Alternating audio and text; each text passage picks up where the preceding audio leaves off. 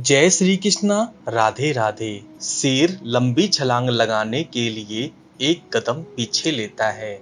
इसलिए जब जिंदगी आपको पीछे धक्का दे तब डरना मत। समझ जाना कि जिंदगी तुम्हें लंबी छलांग लगाने के लिए मौका देने वाली है। छाता और दिमाग तभी काम करता है जब वो खुले हों। बंद होने पर दोनों बोझ लगते हैं, लूट लेते हैं अपने, वरना गैरों को कहाँ पता इस दिल की दीवार कहाँ से कमजोर है।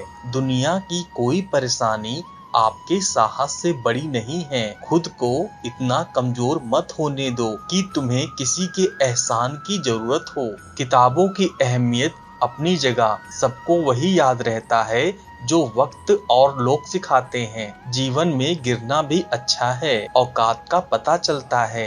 बढ़ते हैं जब हाथ उठाने को तो अपनों का पता चलता है। जब आप एक कठिन दौर से गुजरते हैं, जब सब कोई आपका विरोध करने लगता है, तब आपको लगता है कि आप एक मिनट भी सहन नहीं कर सकते, तब हार ना माने, क्योंकि यही वह समय और स्थान है जब आपका अच्छा समय शुरू होगा। आज तुम्हारे जीवन में कितनी मुसीबतें हैं, इससे कोई फर्क नहीं पड़ता।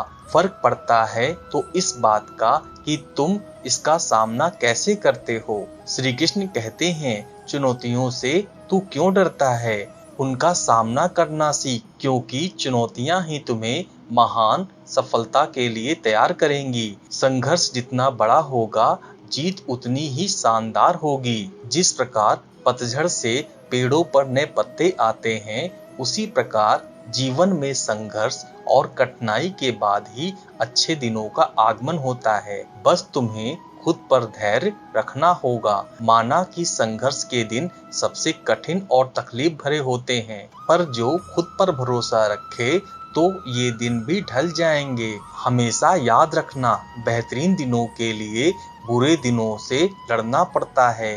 जीवन में सबसे कठिन दौर हुआ नहीं जब तुम्हें कोई समझता नहीं, बल्कि सबसे कठिन दौर तब आता है जब तुम अपने आप को नहीं समझ पाते। कष्ट सहने पर हमें अनुभव होता है और दर्द हो तभी हम सीख पाते हैं। कुछ पाना है तो कुछ खोना होगा। जीतने का मजा तो तभी आता है जब पूरी दुनिया तेरे हारने का इंतजार कर रही हो।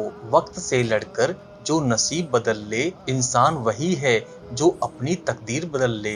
कल क्या होगा कभी न सोचें, कल का क्या पता, कल वक्त खुद अपनी तस्वीर बदल ले। अगर आप में अकेले चलने का हौसला है तो खुद पर यकीन रखो और अपने रास्ते पर चलते रहो। भले ही आज तुम्हारे पीछे कोई ना हो, पर एक दिन तुम्हें सुनने के लिए हजारों लाखों की भीड़ होगी और तुम सबका नेतृत्व कर रहे होगे। अगर आप मेहनत को अपनी आदत बना लेते हैं तो जीवन में आपको कोई सफल होने से नहीं रोक सकता। श्री कृष्ण कहते हैं, हमें कोहरा भी एक बहुत बड़ी बात सिखाता है। जब हमें जिंदगी के रास्ते साफ ना दिखाई दें तो बस हमें चलते ही रहना चाहिए। रास्ते अपने आप बनते जाएंगे। आप किस काम में कितने सामर्थ्य हैं, यह आपको कोई और नहीं बता सकता, क्योंकि स्वयं को जितना आप जानते हो कोई और नहीं जान सकता। यदि आप जिंदगी में मुश्किल समय का सामना कर रहे हैं तो निराश बिल्कुल ना हो।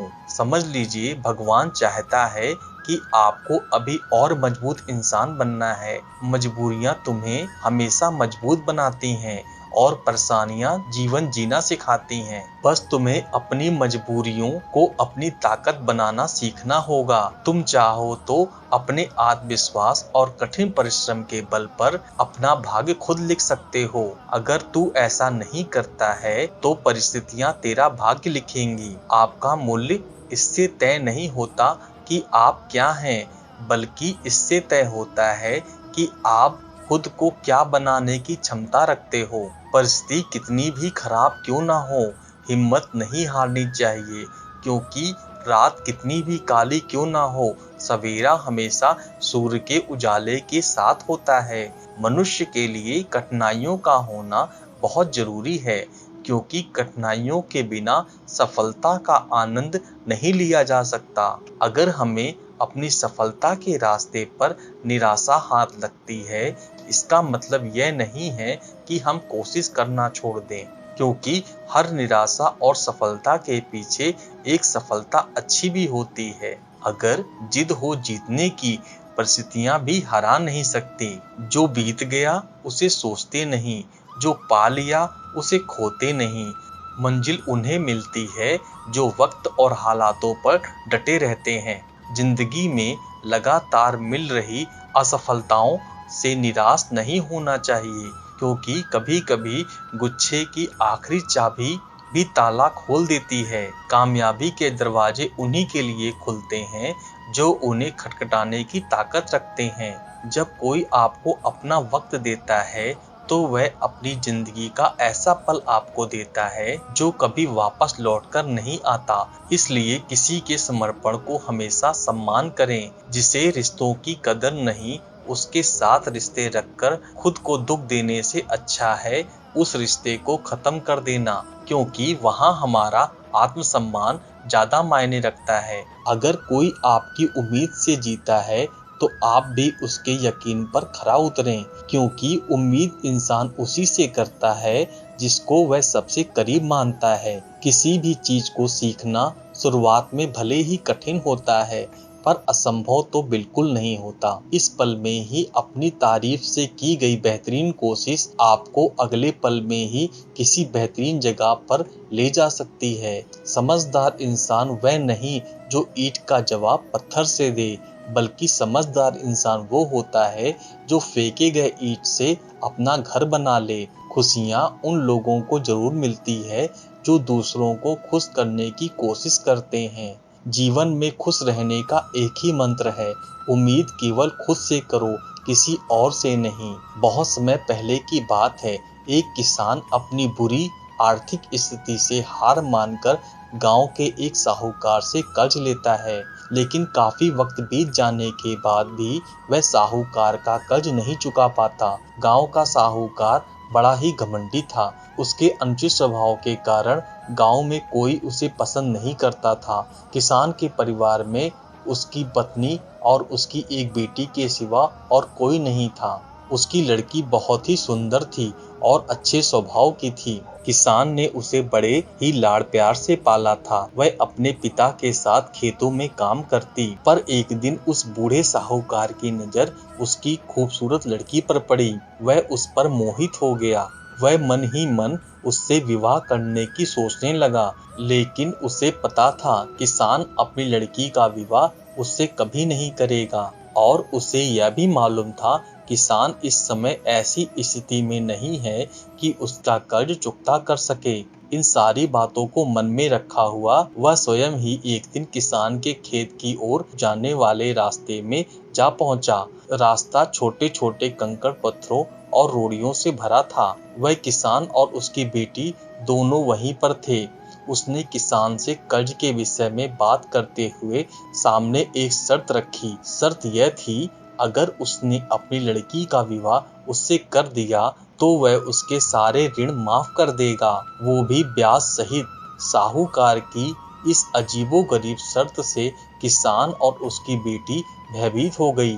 उस बुढ़े साहूकार ने आगे सुझाव देते हुए दोनों से कहा, चिंता करने की कोई बात नहीं। इस शर्त का फैसला ना मैं करूंगा ना तुम करोगे, आप अपने भाग्य पर छोड़ दें।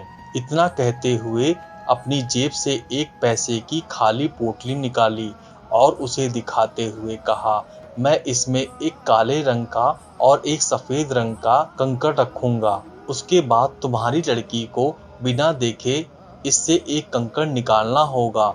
और यहाँ उसने शर्त रखी, अगर उसने काले रंग के कंकड़ को निकाला तो मुझसे विवाह करना होगा और तुम्हारे कर्ज भी माफ कर दिए जाएंगे। अगर तुम्हारी लड़की ने सफेद रंग के कंकड़ को निकाला तो मुझसे विवाह नहीं करना होगा और फिर भी कर्ज माफ कर दिया जाएगा। लेकिन अगर कंकड़ निकालने से मना कर दिया फिर तुम्हें जेल की सलाखों के पीछे जाना होगा। जैसे ही किसान और उसकी लड़की ने उसकी शर्त पर आपस में बात करने लगे, तभी साहूकार अचानक कंकड़ों को उठाने के लिए नीचे झुका। जैसे ही उसने दो कंकड़ उठाया, उसी समय किसान की लड़की की नजर उस पर पड़ गई।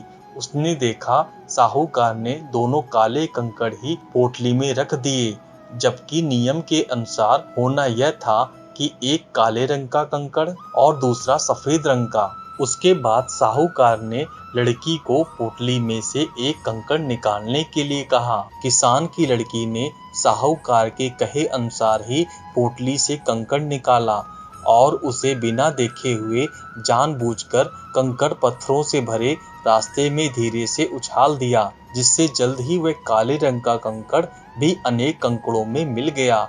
उसके बाद उस लड़की ने झूठा खेद व्यक्त करते हुए कहा, ओह मैं कितनी लापरवाह हूँ। साहूकार इस बात से लड़की पर थोड़ा क्रोधित हुआ, लेकिन फिर उस लड़की ने मामला संभालते हुए कहा, आप चिंता ना करें, अगर आपकी पोटली खोलकर देखें कि उसमें कौन से रंग का कंकड़ बचा हुआ है, तो यह साफ हो जाएगा कि मैंने कौन सा कंकड़ निकाला था, काला या सफेद। ये तो निश्चित था कि बचा हुआ कंकड़ काले रंग का ही होगा, क्योंकि जैसा आप जानते हैं कि साहूकार ने पोटली में दोनों ही कंकड़ काले रंग के ही रखे थे। तो इस प्रकार यह सिद्ध हो गया था, लड़की ने सफेद कंकड़ निकाला है।